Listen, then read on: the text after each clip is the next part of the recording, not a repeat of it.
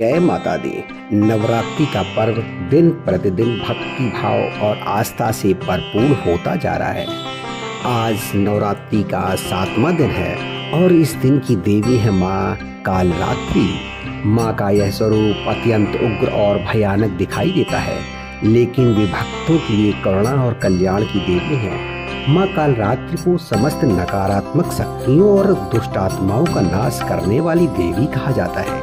आइए जानते हैं माँ कालरात्रि का स्वरूप, उनकी पूजा विधि और महत्व को जानें। माँ कालरात्रि का रंग श्याम है, उनके बिखरे हुए केस हैं और गले में माला है। वे गधे पर सवार रहती हैं। 4 भुजाओं वाली माँ के 2 हाथों में अस्त्र शस्त्र रहते हैं और 2 हाथ अभय और वर मुद्रा में उठते रहते हैं। उनका यह स्वरूप भयंकर जरूर है, लेकिन वे अपने भक्तों को भय और संकट से मुक्त करती हैं। शास्त्रों में वर्णन है कि माँ कालरात्रि की आराधना करने से जीवन में आने वाली हर बाधा और शत्रु का नाश हो जाता है। नवरात्रि के 7वें दिन माँ कालरात्रि की पूजा का विशेष महत्व है। सुबह स्नान कर शुद्ध वस्त्र धारण करने के बाद माँ की प्रतिमा को गंगा जल से पवित्र किया जाता है। उन्हें लाल फूल, रौली, अक्षत और धूप दीप अर्पित किए जाते हैं। माँ कालरात्रि को गुड़ का भोग विशेष रूप से प्रिय है, इसलिए भक्त गुड़ का प्रसाद चढ़ाते हैं। मान्यता है कि इस दिन माँ की आराधना करने से साधक के जीवन से भय और नकारात्मकता ऊर्जा समाप्त हो जाती है। देश भर के मंदिरों में आज सुबह से ही भक्तों का तांता लगा रहा।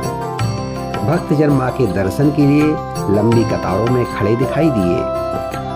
कहीं आरती की गूंज ने माहौल को पवित्र बनाया, तो कहीं ढोल नगाड़ों की थाप पर भक्तजन झूमते नजर आए।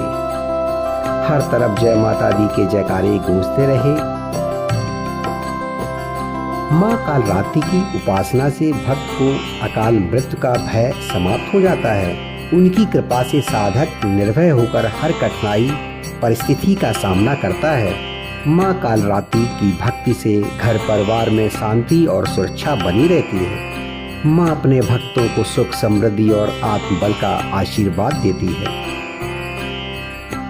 तो नवरात्रि का 7वां दिन हमें यह संदेश देता है कि चाहे अंधकार कितना भी गहरा क्यों ना हो, माँ की कृपा से भक्त हमेशा प्रकाश और सुरक्षा की ओर बढ़ता है। माँ कालरात्रि की आराधना से भय और संकट समाप्त हो जाते हैं और जीवन में निर्भीकता का भाव जागृत होता है।